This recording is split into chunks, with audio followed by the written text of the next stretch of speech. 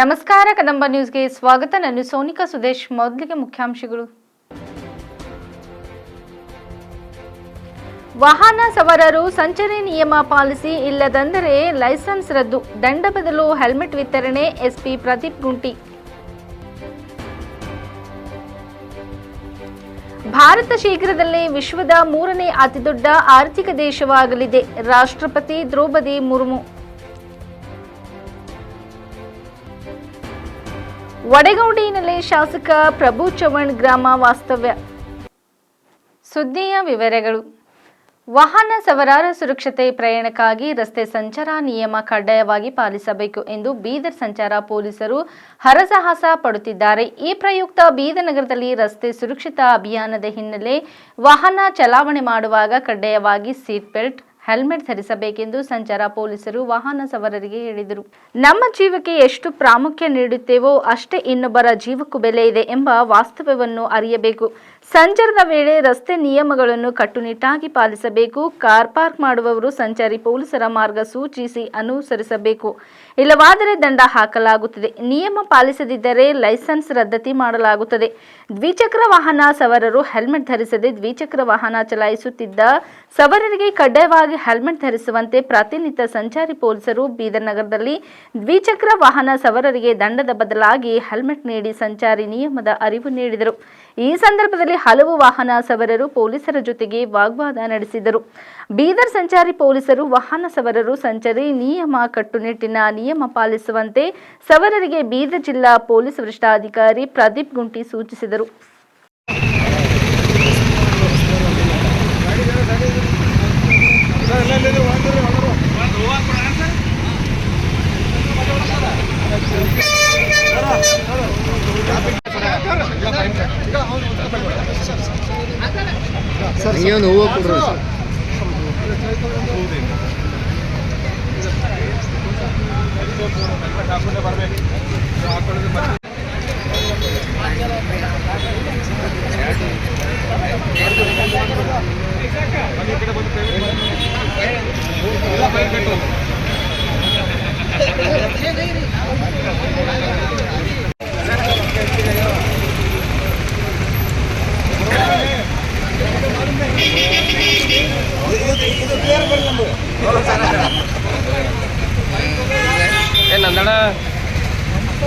ನಂದಣ ಏನು ಬರ್ರಿ, ಎಲ್ಲರೂ ಏನು ಬರ್ತಾರೆ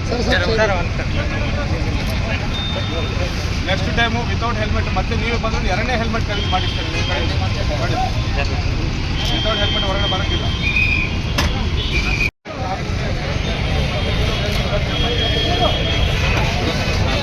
ಹೆಲ್ಮೆಟ್ ಮತ್ತೆ ಬಂದರೂ ಸಹ ಮತ್ತೆ ಹೆಲ್ಮೆಟ್ ಖರೀದಿ ಮಾಡಿ ಹೆಲ್ಮೆಟ್ ಹಾಕೊಂಡು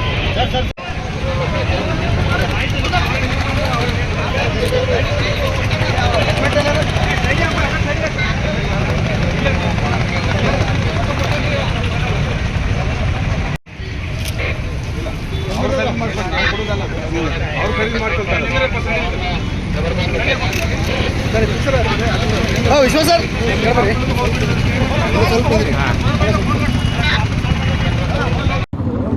ಪಟಿಷ್ಠಗೊಳಿಸಬೇಕೆಂದು ನಾವೆಲ್ಲರೂ ಇವತ್ತು ಒಂದು ಸಂಕಲ್ಪದೊಂದಿಗೆ ಇವತ್ತು ಟ್ರಾಫಿಕ್ ಕೆಲಸ ಮಾಡ್ತಾ ಇದ್ದೇವೆ. ಬೀದರ್ ಸಿಟಿ ಬೈಕ್ ಸವಾರರು ಕಡ್ಡಾಯವಾಗಿ ಹೆಲ್ಮೆಟ್ ಧರಿಸಲೇಬೇಕಂತ ಒಂದು 15 ದಿನ ಹಿಂದೆ ನಾವು ಆಲ್ರೆಡಿ ಮೀಡಿಯಾ ಮುಖಾಂತರ ನಾವು ವಿನಂತಿಸಿಕೊಂಡಿದ್ದೇವೆ. ಆದರೂ ಸಹ ಕೆಲವರು ವಿತೌಟ್ ಹೆಲ್ಮೆಟ್ ವಾಹನ ಚಲಾಯಿಸುವುದನ್ನು ನಾವು ಗಮನಿಸಿ ಇವತ್ತು ಫೈನ್ ಕಟ್ಟಿ ಇಲ್ಲ ಹೆಲ್ಮೆಟ್ ಇಲ್ಲೇ ಖರೀದಿ ಮಾಡಿಕೊಂಡು ಹಾಕ್ಕೊಂಡು ಹೋಗಿ ಅನ್ನುವ ಒಂದು ಅಭಿಯಾನವನ್ನು ಸ್ಟಾರ್ಟ್ ಮಾಡಿದ್ದೇವೆ. ಇವತ್ತು ಜನರು ಸ್ಪಂದನೆ ನೀಡ್ತಾ ಇದ್ದಾರೆ. ಸುಮಾರು ಜನರು ಈಗಾಗಲೇ ಹೆಲ್ಮೆಟನ್ನು ಖರೀದಿ ಮಾಡಿಕೊಂಡು ಹೋಗ್ತಾ ಇದ್ದಾರೆ. ಸೊ ಹೆಲ್ಮೆಟ್ ನಿಮ್ಮ ಸುರಕ್ಷತೆಗಾಗಿ ಅಂತ ನಾವು ಮತ್ತೊಂದು ಸರಿ ವಿನಂತಿಸ್ಕೊಳ್ತಾ ಇದ್ದೇವೆ. ಅದಲ್ಲದೆ ಇಲ್ಲೀಗಲ್ ಪಾರ್ಕಿಂಗ್ ಅಂದರೆ ಆ ಲೈನ್ಸ್ ಬಿಟ್ಟು ಲೈನ್ಸು ದಾಟಿ ರೋಡ್ ಮೇಲೇನೂ ನೇರವಾಗಿ ಪಾರ್ಕಿಂಗ್ ಮಾಡ್ತಿದ್ದಾರೆ ಎಷ್ಟೋ ಜನರು, 4 ವೀಲರ್ಸು ಆ್ಯಂಡ್ ತಳ್ಳುಗಾಡಿಗಳು. ಅವ್ರಿಗೆ ಕೂಡ ನಾವು ವಿನಂತಿಸ್ಕೊಳ್ತಾ ಇದ್ದೇವೆ. ಫೈನ್ ಕಟ್ಟಬೇಕಾಗ್ತಿದೆ. ಎಷ್ಟು ಸತಿ ಆದರೂ ಪರವಾಗಿಲ್ಲ, ಅಷ್ಟು ಸತಿ ನಾವು ಫೈನ್ ಹಾಕ್ತೇವೆ. ಒಂದು 2-3 ಸತಿ ನೋಡಿ ಅವರಿಗೆ ಲೈಸೆನ್ಸ್ ಕ್ಯಾನ್ಸಲೇಷನ್ ಕೂಡ ನಾವು ಬರೀತೇವೆ. ಸೊ ಇಲ್ಲೀಗಲ್ ಪಾರ್ಕಿಂಗು ಕೂಡ ದಯವಿಟ್ಟು ಗಮನದಲ್ಲಿಟ್ಟುಕೊಂಡು ಆ ರೀತಿ ಇಲ್ಲೀಗಲ್ ಪಾರ್ಕಿಂಗ್ ಮಾಡಬೇಡ ಅಂತ ನಾವು ಮತ್ತೊಂದು ಸಾರಿ ಬೀದರ್ ಪೊಲೀಸ್ ವತಿಯಿಂದ ನಾವು ಬೀದರ್ ನಗರ ವಾಸಿಗಳಿಗೆ ವಿನಂತಿಸಿಕೊಳ್ತಾ ಇದ್ದೇವೆ. ಸರ್, ಈ ಬೈಕ್ ಈಗ ಬುಲೆಟ್ ಮೊನ್ನೆಯಿಂದ ಸರ್ ಬುಲೆಟ್ ಸೈಲೆನ್ಸರ್ ಕಿತ್ತಾಗ್ತದೆ, ಅಲ್ಲೊಂದು ಸ್ವಲ್ಪ ಕಡಿಮೆ ಆಗಿದೆ ಸರ್. ಹೌದು, ಎಷ್ಟು ಸೈಲೆನ್ಸರ್ ಕಿತ್ತು ಇನ್ನೂ ಈ ಕರ್ಕಶ ಸೌಂಡ್ ಹೊರಡಿಸುವ ಸುಮಾರು 80 ಬೈಕ್ಸನ್ನು ನಾವು ಸೀಸ್ ಮಾಡಿದ್ದೇವೆ. ಆ ಸೈಲೆನ್ಸರ್ಗಳನ್ನು ಕೂಡ ಕಿತ್ತಾಕಿದ್ದೇವೆ. ಅವರೆಲ್ಲರ ಮೇಲೂ ಫೈನ್ ಹಾಕಿದ್ದೇವೆ. ಒಂದು 2-3 ದಿನದಲ್ಲಿ ತಮ್ಮೆಲ್ಲರ ಮುಂದೆನೇ ನಾವು ಎಲ್ಲ ಸೈಲೆನ್ಸರ್ಗಳನ್ನು ನಾವು ಡಿಸ್ಟ್ರಾಯ್ ಮಾಡ್ತೇವೆ ಕೂಡ. ಇನ್ನು ಮುಂದೆ ಅಂಥ ಬೈಕ್ಗಳು ಅಂಥ ಸೈಲೆನ್ಸನ್ನು ಹಾಕ್ಕೊಂಡು ಓಡಾಡ್ತಿರೋ ಬೈಕ್ಗಳನ್ನು ನಾವು ಸೀಸ್ ಮಾಡ್ತೇವೆ. ಸರ್, ಗ್ಯಾರೇಜ್ಗಳಿಗೆ ಏನಾರ ಕಟ್ಟುನಿಟ್ಟಾಗಿ ಕ್ರಮ ವಹಿಸಿದೆ, ಯಾಕಂದರೆ ಪದೇ ಚೇಂಜ್ ಮಾಡ್ಕೋದು ಗ್ಯಾರೇಜ್ ಚೇಂಜ್. ನಮ್ಮ ಬೀದರ್ ಸಿಟಿಯಲ್ಲಿ ಎಷ್ಟು ವರ್ಕ್ಶಾಪ್ಸ್ ಇವೇನೋ, ಎಷ್ಟು ಗ್ಯಾರೇಜಸ್ ಇವೇನೋ ಅಷ್ಟು ಜನರಿಗೆ ನಾವು ಸಂಪರ್ಕ ಮಾಡಿದ್ದೇವೆ. ಅಷ್ಟು ಜನರಿಗೆ ನಾವು ಸಂಪರ್ಕ ಮಾಡಿದ್ದೇವೆ. ಬಟ್ ನಮಗೆ ಗೊತ್ತಾಗಿದೆ ಏನಂದರೆ, ಎಷ್ಟೋ ಜನರು ಹೊರಗಡೆ ಬೇರೆ ಬೇರೆ ಜಿಲ್ಲೆಗಳಿಂದ, ಬೇರೆ ಬೇರೆ ರಾಜ್ಯಗಳಿಂದ ಈ ರೀತಿ ಸೈಲೆನ್ಸ್ಗಳನ್ನು ಅಳವಡಿಸ್ಕೊಂಡು ಬರ್ತಾ ಇದ್ದಾರೆ ಅಂತ ಗೊತ್ತಾಗಿದೆ. ಅಷ್ಟು ಬೈಕ್ಗಳನ್ನು ನಾವು ಸೀಸ್ ಮಾಡ್ತೇವೆ. ಈಗಾಗಲೇ ಮಾಡಿದ್ದೇವೆ, ಅದನ್ನು ಕೂಡ ಸರ್, ಡೈಲಿ ಎಷ್ಟು ಹೆಲ್ಮೆಟ್ ಕೊಡ್ತೀರಿ ಮತ್ತು ಎಷ್ಟು ದಿವಸವರೆಗೆ? ನಾವು ಇದನ್ನು ನಿಲ್ಲಿಸುವುದಿಲ್ಲ. ಈವ್ನಿಂಗ್ ತನಕ ಈ ಕೆಲಸ ಮಾಡ್ತಾ ಇರ್ತೇವೆ. ಇದೇ ರೀತಿ ಪ್ರತಿದಿನ ಮಾಡ್ತಾ ಇರ್ತೇವೆ. ಬೀದರಲ್ಲಿ ಸುಮಾರು ಜನರು ಅಂದರೆ ಇದ್ದ ಎಲ್ಲ ವಾಹನ ಚಾಲಕರು ಬೈಕ್ ಹೆಲ್ಮೆಟನ್ನು ಅಳವಡಿಸಿಕೊಳ್ಳೋ ತನಕ ನಾವು ಇದನ್ನು ಬಿಡೋದಿಲ್ಲ. ಇದು 1 ಗಂಟೆ 2 ಗಂಟೆ ಕೆಲಸ ಅಲ್ಲ, ಈವ್ನಿಂಗ್ ತನಕ ಮಾಡ್ತಾ ಇರ್ತೇವೆ. ನಗರದ ಪ್ರಮುಖವಾದ CCTV ಕ್ಯಾಮ್ರಾ ಅಳವಡಿಸಿ ನೇರವಾಗಿ ಅವರ ಮನೆಗೆ ನೋಟಿಸ್ ಹೋಗೋ ರೀತಿಯಲ್ಲಿ ಥರ್ಡ್ ಐ ಕ್ಯಾಮ್ರಾ ಅದು ಆನ್ ಪ್ರಪೋಸಲ್ ಇದೆ. ಜಿಲ್ಲಾ ಉಸ್ತುವಾರಿ ಅವರು ಅದು ನಮಗೆ ಭರವಸೆ ನೀಡಿದ್ದಾರೆ. ಆ ಆರ್ಟಿಫಿಷಿಯಲ್ ಇಂಟೆಲಿಜೆನ್ಸ್ ಕ್ಯಾಮರಾಸ್ ಕೂಡ ಅಳವಡಿಸ್ಕೊಡ್ತಾರೆ ಅಂತ ಸಾಹೇಬರು ಹೇಳಿದ್ದಾರೆ. ಅದು ಕೂಡ ಶೀಘ್ರದಲ್ಲೇ ಆಗ್ತದೆ. ಸರ್, ಇಡೀ ರಾತ್ರಿ 1 ಗಂಟೆ ತನಕ ಕೆಲವು ಹೋಟೆಲ್ಗಳು ಅವ್ರಿಗೆ ಇವತ್ತು ಮತ್ತೊಂದು ಸರಿ ನೋಟಿಸ್ ಕೊಡ್ತಾ ಇದ್ದೇವೆ. ಮ್ಯಾಕ್ಸಿಮಮ್ 10ಗೆ ಕ್ಲೋಸ್ ಮಾಡಬೇಕಂತ ಹೇಳಿದ್ದೇವೆ. ಇನ್ನೂ ಸ್ವಲ್ಪ ಏನಾದರೂ ಹೆಚ್ಚು ಕಮ್ಮಿ ಆಗಿ 10:30 ತನಕ ಆದರೂ ನಾವು ಬಿಡ್ತೇವೆ. ಬಟ್ 10:30 ಮೀರಿ ಒಂದು ಶಾಪ್ನು ಒಂದು ಹೋಟೆಲ್ನು ಓಪನ್ ಮಾಡೋಂಗಿಲ್ಲ ಅಂತ ಇವತ್ತು ನಾವು ಮತ್ತೊಂದು ಸರಿ ನೋಟಿಸ್ ನೀಡ್ತೇವೆ. ಅದನ್ನು ಕೂಡ ಕಠಿಣವಾಗಿ ನಾವು ಜಾರಿಗೊಳಿಸ್ತೇವೆ. Okay sir, thank you sir. ಭಾರತದ ಮೆಟ್ರೋ ರೈಲು ಜಾಲವು ಈಗ 1,000 ಕಿಲೋಮೀಟರ್ ಮೈಲುಗಲ್ಲನ್ನು ದಾಟಿದೆ. ಭಾರತವು ವಿಶ್ವದ 3ನೇ ಅತಿದೊಡ್ಡ ಮೆಟ್ರೋ ಜಾಲವನ್ನು ಹೊಂದಿದೆ ಎಂದು ರಾಷ್ಟ್ರಪತಿ ದ್ರೌಪದಿ ಮುರ್ಮು ಹೇಳಿದ್ದಾರೆ. ಇಂದು ಶುಕ್ರವಾರ ಸಂಸತ್ತಿನ ಬಜೆಟ್ ಅಧಿವೇಶನ ಆರಂಭವಾಗಿದ್ದು, ರಾಷ್ಟ್ರಪತಿ ದ್ರೌಪದಿ ಮುರ್ಮು ಅವರು ಉಭಯ ಸದನಗಳ ಜಂಟಿ ಸಭೆಯನ್ನು ಉದ್ದೇಶಿಸಿ ಭಾಷಣ ಮಾಡಿದರು. ಅದರಲ್ಲಿ ಹಲವು ವಿಷಯಗಳನ್ನು ಅವರು ಪ್ರಸ್ತಾಪಿಸಿದ್ದಾರೆ. ಕೇಂದ್ರ ಸರ್ಕಾರದ 3ನೇ ಅವಧಿಯು ಹಿಂದಿನ ಆಡಳಿತಗಳಿಗಿಂತ 3 ಪಟ್ಟು ವೇಗದಲ್ಲಿ ಕೆಲಸ ಮಾಡುತ್ತಿದೆ ಎಂದು ಹೇಳಿದ್ದಾರೆ. ದೇಶದ ವಾಯುಯಾನ ವಲಯವು ವೇಗವಾಗಿ ಪ್ರಗತಿ ಸಾಧಿಸುತ್ತದೆ. ವಿಮಾನಯಾನ ಕಂಪನಿಗಳು 1700 ಹೊಸ ವಿಮಾನಗಳಿಗೆ ಆರ್ಡರ್ ನೀಡುತ್ತಿವೆ. ಉಧಂಪುರ್, ಶ್ರೀನಗರ್, ಬಾರಾಮುಲ್ಲಾ ರೈಲು ಸಂಪರ್ಕ ಯೋಜನೆ ಪೂರ್ಣಗೊಂಡಿದೆ. ಈಗ ದೇಶವನ್ನು ಕಾಶ್ಮೀರದಿಂದ ಕನ್ಯಾಕುಮಾರಿಗೆ ರೈಲು ಮಾರ್ಗದ ಮೂಲಕ ಸಂಪರ್ಕಿಸಲಾಗುವುದು. ಸೈಬರ್ ಭದ್ರತೆಯಲ್ಲಿ ದಕ್ಷತೆಯನ್ನು ಖಚಿತಪಡಿಸಿಕೊಳ್ಳಲು ಸರ್ಕಾರ ನಿರಂತರವಾಗಿ ಕೆಲಸ ಮಾಡುತ್ತಿದೆ. ಡಿಜಿಟಲ್ ವಂಚನೆ, ಸೈಬರ್ ಅಪರಾಧ ಮತ್ತು ಡಿಪಿಫೇಕ್ ಸಾಮಾಜಿಕ, ಹಣಕಾಸು ಮತ್ತು ರಾಷ್ಟ್ರ ಭದ್ರತೆಗೆ ಗಂಭೀರ ಸವಾಲುಗಳಾಗಿವೆ ಎಂದರು. ಸುಧಾರಣೆ, ಕಾರ್ಯಕ್ರಮತೆ, ಪರಿವರ್ತನೆ ಭಾರತದ ಅಭಿವೃದ್ಧಿಯ 3 ಸ್ತಂಭಗಳು ಎಂದು ರಾಷ್ಟ್ರಪತಿಗಳು ಬಣ್ಣಿಸಿದರು. ಸರ್ಕಾರವು ಪ್ರಸ್ತುತ ಮತ್ತು ಮುಂಬರುವ ಪೀಳಿಗೆಯನ್ನು ಪರಿಗಣಿಸಿ ನಿರ್ಧಾರಗಳನ್ನು ತೆಗೆದುಕೊಳ್ಳುತ್ತಿದೆ. ನಾವು ದೇಶವನ್ನು ಹಸಿರು ಭವಿಷ್ಯ ಮತ್ತು ಹಸಿರು ಉದ್ಯೋಗಗಳತ್ತ ಮುನ್ನಡೆಸುತ್ತಿದ್ದೇವೆ. ಕಳೆದ 6 ತಿಂಗಳಲ್ಲಿ 2030ರ ವೇಳೆಗೆ 500 ಗಿಗಾವ್ಯಾಟ್ ಪಳೆಯುಳಿಕೆಯಂತರ ಇಂಧನ ಸಾಮರ್ಥ್ಯದ ಗುರಿಯನ್ನು ಸಾಧಿಸಲು ಹಲವಾರು ದೊಡ್ಡ ನಿರ್ಧಾರಗಳನ್ನು ತೆಗೆದುಕೊಳ್ಳಲಾಗಿದೆ. भारत दुनिया की तीसरी सबसे बड़ी अर्थव्यवस्था बनने जा रही है. विकसित भारत की उड़ान को हमारे संविधान के आदर्शों का सतत मार्गदर्शन मिलता रहे. इसके लिए सरकार ने सेवा, सुशासन, समृद्धि और स्वाभिमान इन प्रमुख सिद्धांतों को गवर्नेंस के केंद्र में रखा है. सरकारी फर्म, परफर्म और ट्रांसफर्म के अपने संकल्पों को तेज गति से आगे बढ़ा रही है. मेरी सरकार का मंत्र है सबका साथ, सबका विकास, सबका विश्वास और सबका प्रयास. और इस मंत्रों का एक ही लक्ष्य है, विकसित भारत का निर्माण. माननीय सदस्यगण, जब देश के विकास का लाभ अंतिम पायदान पर खड़े व्यक्ति को भी मिलने लगता है तो भी विकास सार्थक होता है. मेरी अंत्योदय की वह भावना है जिसके प्रति मेरी सरकार संकल्पित रही है. गरीब को गरिमापूर्ण जीवन मिलने से उसमें जो सशक्तिकरण का भाव पैदा होता है और गरीबी से लड़ने में उसकी मदद करता है. स्वच्छ भारत अभियान के तहत बने 12 करोड़ शौचालय, प्रधानमंत्री उज्ज्वला योजना के तहत निःशुल्क दिए गए 10 करोड़ गैस कनेक्शन, 80 करोड़ जरूरतमंदों का राशन, सौभाग्य योजना, जल जीवन मिशन जैसे अनेक योजनाओं में गरीब को ये भरोसा दिया गया है कि वे सम्मान के साथ जी सकते हैं। ऐसे ही प्रयासों की वजह से देश के 25 करोड़ लोग गरीबों को परास्त करके आज अपने जीवन में आगे बढ़ रहे हैं। इन्होंने न्यू मिडिल क्लास का एक ऐसा समूह तैयार किया है जो भारत की ग्रोथ को नई ऊर्जा से भर रहा है। माननीय सदस्यगण, भारत जैसे देश की आर्थिक उन्नति मध्यम वर्ग मिडिल क्लास की आकांक्षाओं और उनकी पूर्ति से परिभाषित होती है। मध्यम वर्ग जितने बड़े सपने देखेगा, देश उतने ही ऊंचा उड़ान भरेगा। मेरे सरकार ने मुक्त स्वर से मध्यम वर्ग के योगदान को न केवल स्वीकारा है बल्कि हर मौके पर उसे सराहा भी है। सरकारी कर्मचारी भी मिडिल क्लास के अहम प्रतिनिधि है। हाल ही में मेरी सरकार ने सरकारी कर्मचारियों के कल्याण के लिए 8वें वेतन आयोग के गठन का निर्णय लिया है। ये निर्णय आने वाले वर्षों में सरकारी कर्मचारियों के वेतन में बड़ी वृद्धि का आधार बनेगा। केंद्र सरकार के लाखों कर्मचारियों का यूनिफाइड पेंशन स्कीम के तहत 50% सुनिश्चित पेंशन देने का निर्णय भी लिया गया है, जिसका व्यापक स्वागत हुआ है। मध्यम वर्ग का अपने घर का सपना पूरा करने के लिए भी मेरी सरकार प्रतिबद्ध है। रेरा जैसे कानून बनाकर मध्यम वर्ग के सपने को सुरक्षा दी गई है। घर के लिए लोन पर सब्सिडी दी जा रही है। उड़ान योजना ने लगभग 1.5 करोड़ लोगों का हवाई जहाज में उड़ने का सपना पूरा किया गया है। जन औषधि केंद्रों में 80% रियायती दरों पर मिल रही दवाओं से देशवासियों की 30,000 करोड़ रुपये से ज़्यादा बचे हैं। हर विषय की पढ़ाई के लिए सीटों की संख्या में भी कई गुना बढ़ोतरी का बहुत लाभ मध्यम वर्ग को मिला है। राष्ट्र निर्माण में करदाता के योगदान को मेरी सरकार ने सम्मान देते हुए टैक्स से जुड़े मसलों को आसान किया है। टैक्स विवादों को कम करने के लिए फेसलेस मूल्यांकन की शुरुआत कर पारदर्शिता बढ़ाई गई है। आप देश में 75 वर्ष से अधिक उम्र के वरिष्ठ नागरिकों को जिन्हें सिर्फ पेंशन मिलती है, आयकर रिटर्न दाखिल करने के संबंध में स्वयं निर्णय लेने का अधिकार दिया गया है।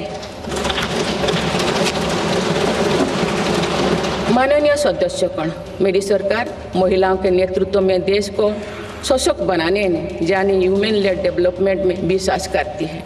नारी शक्ति बंधन अधिनियम के द्वारा लोकसभा और विधानसभा में महिलाओं के लिए आरक्षण इस दिशा में एक महत्वपूर्ण कदम है। ಮಾಜಿ ಸಚಿವರು ಹಾಗೂ ಔರದ್ಬಿ ಶಾಸಕರಾದ ಪ್ರಭು ಬಿ ಚವ್ಹಾಣ್ ಅವರು ಜನವರಿ 30ರಂದು ತಾಲೂಕಾ ಮಟ್ಟದ ಅಧಿಕಾರಿಗಳ ಜೊತೆಗೆ ಔರದ್ಬಿ ತಾಲೂಕಿನ ವಡೆಗೌಡಿ ಗ್ರಾಮದ ಹಿಂದುಳಿದ ವರ್ಗಗಳ ಕಲ್ಯಾಣ ಇಲಾಖೆಯ ಮೆಟ್ರಿಕ್ ಪೂರ್ವ ಬಾಲಕರ ವಸತಿ ನಿಲಯದಲ್ಲಿ ಗ್ರಾಮ ವಾಸ್ತವ್ಯ ಮಾಡಿದರು। ಇದಕ್ಕೂ ಮುನ್ನ ಗ್ರಾಮದಲ್ಲಿ ಸಾರ್ವಜನಿಕರ ಸಭೆ ನಡೆಸಿ ಜನತೆಯ ಸಮಸ್ಯೆಗಳನ್ನು ಆಲಿಸಿದರು। ಸ್ಥಳೀಯರು ಒಬ್ಬೊಬ್ಬರಾಗಿ ಗ್ರಾಮದಲ್ಲಿ ಆಗಬೇಕಾಗಿರುವ ಬೇಡಿಕೆಗಳನ್ನು ಸಲ್ಲಿಸಿದರು। ವಡೆಗೌನಲ್ಲಿ ಬಸ್ ತಂಗುದಾಣ ನಿರ್ಮಿಸಿಕೊಡಬೇಕು, ಮುಖ್ಯ ವೃತ್ತದಲ್ಲಿ ಹೈಮಾಸ್ಟ್ ದೀಪ ಅಳವಡಿಸಬೇಕು, ಹೊಸದಾಗಿ ನಾಡ ಕಚೇರಿಯನ್ನು ಆರಂಭಿಸಬೇಕು, ರಸ್ತೆಯ ಅಗಲೀಕರಣದ ವೇಳೆ ಬಸವ ಮಂಟಪ ತೆರವಾಗಿದ್ದು ಬಸವ ಮಂಟಪ ನಿರ್ಮಿಸಿಕೊಡಬೇಕು ಎಂದು ಮನವಿ ಸಲ್ಲಿಸಿದರು। ಕುಡಿಯುವ ನೀರಿನ ಸರಬರಾಜು ಮಾಡಲು ಜಲಜೀವನ್ ಮಿಷನ್ ಯೋಜನೆ ಅನುಷ್ಠಾನಗೊಳಿಸಲಾಗಿದ್ದರೆ ಆದರೆ ಕೆಲಸ ಸರಿಯಾಗಿ ಆಗಿಲ್ಲ, ನೀರು ಸಮರ್ಪಕವಾಗಿ ಪೂರೈಕೆಯಾಗುತ್ತಿಲ್ಲ, ಸಂಬಂಧಪಟ್ಟ ಅಧಿಕಾರಿಗಳಿಗೆ ತಿಳಿಸಿ ಕೆಲಸ ಸರಿಪಡಿಸಿಕೊಡಬೇಕು, ನೀರಿನ ಸಮಸ್ಯೆಗೆ ಶಾಶ್ವತ ಪರಿಹಾರ ಕಲ್ಪಿಸಬೇಕೆಂದು ಗ್ರಾಮಸ್ಥರು ವಿನಂತಿಸಿದರು। ಇದೇ ವೇಳೆ ಪಡಿತರ ಚೀಟಿ, ವೃದ್ಧಾಪ್ಯ ವೇತನ, ವಿಧವೆ ವೇತನ, ವಿಕಲಚೇತನರ ಸಮಸ್ಯೆಗಳನ್ನು ಆಲಿಸಿದರು. ಸಮಸ್ಯೆ ಶೀಘ್ರ ಇತ್ಯರ್ಥಪಡಿಸುವಂತೆ ಅಧಿಕಾರಿಗಳಿಗೆ ಸೂಚಿಸಿದರು. ಬಳಿಕ ಮಾತನಾಡಿದ ಶಾಸಕರು, ಸಾರ್ವಜನಿಕರ ಸಮಸ್ಯೆಗಳನ್ನು ಆಲಿಸಿ ಪರಿಹಾರ ಕಲ್ಪಿಸಬೇಕು, ಜನತೆಗೆ ಅನುಕೂಲ ಮಾಡಿಕೊಡಬೇಕೆಂಬ ಉದ್ದೇಶದಿಂದ ಗ್ರಾಮ ಸಂಚಾರ ನಡೆಸುತ್ತಿದ್ದು, ಮುಂದುವರೆದು ಗ್ರಾಮ ವಾಸ್ತವ್ಯ ಮಾಡಿ ಜನರೊಂದಿಗೆ ಇದ್ದು ಜನರ ಸಮಸ್ಯೆಗಳಿಗೆ ಪರಿಹಾರ ಕಲ್ಪಿಸಬೇಕೆಂಬ ಸದಾಶಯದೊಂದಿಗೆ ಕೆಲಸ ಮಾಡುತ್ತಿದ್ದು, ಅಭಿವೃದ್ಧಿ ಕ್ಷೇತ್ರವು ಶಿಕ್ಷಣ ಕ್ಷೇತ್ರದಲ್ಲಿ ಅಭಿವೃದ್ಧಿ ಸಾಧಿಸಬೇಕು. ಅಂಗನವಾಡಿ ಕೇಂದ್ರಗಳು ಸರಿಯಾಗಿ ಕೆಲಸ ಮಾಡಬೇಕು. ಪಂಚಾಯಿತಿಗಳು ತಮ್ಮ ಜವಾಬ್ದಾರಿಗಳನ್ನು ಅಚ್ಚುಕಟ್ಟಾಗಿ ನಿರ್ವಹಿಸಬೇಕು. ಸ್ಥಳೀಯ ಮಟ್ಟದಲ್ಲಿ ಕೆಲಸ ಮಾಡುವ ಅಧಿಕಾರಿಗಳು ಮತ್ತು ಸಿಬ್ಬಂದಿ ಜನರ ಸಮಸ್ಯೆಗಳಿಗೆ ಸ್ಪಂದಿಸುವಂತಾಗಬೇಕೆಂಬ ದಿಶೆಯಲ್ಲಿ ಕೆಲಸ ಮಾಡುತ್ತಿದ್ದೇನೆ ಎಂದು ಹೇಳಿದರು. ಸೆಕ್ಯೂರ್ ಹೆದ್ದಾರಿಗಳ ಅಂಗಸಂಸ್ಥೆಯಾದ ಡೆಕ್ಕನ್ ಟೋಲ್ವೇಸ್ ಲಿಮಿಟೆಡ್ ಡಿಟಿಎಲ್ ಮಂಗಲ್ಗಿ ಟೋಲ್ ಪ್ಲಾಜಾದಲ್ಲಿ ರಸ್ತೆ ಸುರಕ್ಷತೆ ಜಾಗೃತಿ ಕಾರ್ಯಕ್ರಮವನ್ನು ಹಮ್ಮಿಕೊಳ್ಳಲಾಗಿತ್ತು. ಮಂಗಲ್ಗಿ ಟೋಲ್ ಪ್ಲಾಜಾದಲ್ಲಿ ರಸ್ತೆ ಸುರಕ್ಷತೆ ಜಾಗೃತಿ ಕಾರ್ಯಕ್ರಮವನ್ನು ಹಮ್ಮಿಕೊಳ್ಳಲಾಗಿತ್ತು. ಸೆಕ್ಯೂರ್ ಹೆದ್ದಾರಿಗಳ ಅಂಗಸಂಸ್ಥೆಯಾದ ಡೆಕ್ಕನ್ ಟೋಲ್ವೇಸ್ ಲಿಮಿಟೆಡ್ ಡಿಟಿಎಲ್ ಮಹಾರಾಷ್ಟ್ರ ಕರ್ನಾಟಕ ಗಡಿಯಿಂದ ಸಂಗರೆಡ್ಡಿಯವರೆಗಿನ NH 65ರ 145 ಕಿಲೋಮೀಟರ್ ಯೋಜನೆಯ ಹೆದ್ದಾರಿಗೆ ರಿಯಾಯಿತಿಯನ್ನು ನೀಡುತ್ತಿದೆ. ಇಂದು ರಸ್ತೆ ಸಾರಿಗೆ ಮತ್ತು ಹೆದ್ದಾರಿ ಸಚಿವಾಲಯದ ಒಂದು ತಿಂಗಳ ಸುರಕ್ಷಿತ ಜಾಗೃತಿ ಕಾರ್ಯಕ್ರಮಗಳ ಹಮ್ಮಿಕೊಳ್ಳಲಾಗಿತ್ತು. ಈ ಕಾರ್ಯಕ್ರಮವು ಸಾರ್ವಜನಿಕರಲ್ಲಿ ರಸ್ತೆ ಸುರಕ್ಷತೆ ಮತ್ತು ಜಾಗೃತಿಯನ್ನು ಉತ್ತೇಜಿಸುವ ಗುರಿಯನ್ನು ಹೊಂದಿದೆ. ಅಪಘಾತಗಳನ್ನು ತಡೆಗಟ್ಟುವುದು ಮತ್ತು ಸಾವು ನೋವುಗಳನ್ನು ಕಡಿಮೆ ಮಾಡುವತ್ತ ಗಮನ ಹರಿಸುತ್ತದೆ. ಬೀದರ್ ಪೊಲೀಸ್ ವರಿಷ್ಠಾಧಿಕಾರಿ ಶ್ರೀ ಪ್ರದೀಪ್ ಗುಂಟಿ ಅವರು ರಸ್ತೆ ಸುರಕ್ಷತೆಯ ಮಹತ್ವ ಮತ್ತು ಸಾರ್ವಜನಿಕ ಸುರಕ್ಷತೆಯನ್ನು ಖಚಿತಪಡಿಸಿಕೊಳ್ಳಲು ತೆಗೆದುಕೊಳ್ಳುತ್ತಿರುವ ಉಪಕ್ರಮಗಳ ಕುರಿತು ಪ್ರಮುಖ ಭಾಷಣ ಮಾಡಿದರು ಮತ್ತು NHAI ಪ್ರಾಧಿಕಾರದವರು ವಿವಿಧ ಸುರಕ್ಷತಾ ಉಪಕ್ರಮಗಳ ಕುರಿತು ತಕ್ಷಣ ಕ್ರಮ ಕೈಗೊಂಡಿದ್ದಕ್ಕಾಗಿ ಅವರನ್ನು ಶ್ಲಾಘಿಸಿದರು. ಡಿಟಿಎಲ್ನ ಯೋಜನಾ ಮುಖ್ಯಸ್ಥ ರಾಜೇಶ್ ವಿಚಾರೆ, ಸಂಜೋಗ ಡ್ರೋನ್ ಉಪ ಪೊಲೀಸ್ ಅಧಿಕಾರಿ ಶ್ರೀ ನಾಮೇಗೌಡ ಅವರೊಂದಿಗೆ ಉಪಸ್ಥಿತರಿದ್ದರು. ಪ್ರತಿ ವರ್ಷವೂ ಕೂಡ ಒಂದು ನಮ್ಮ ಡಿಜಿಟಲ್ ಪ್ರಾಜೆಕ್ಟ್ಗೆ ಆಯೋಜನೆ ಮಾಡಲಾಗಿತ್ತು.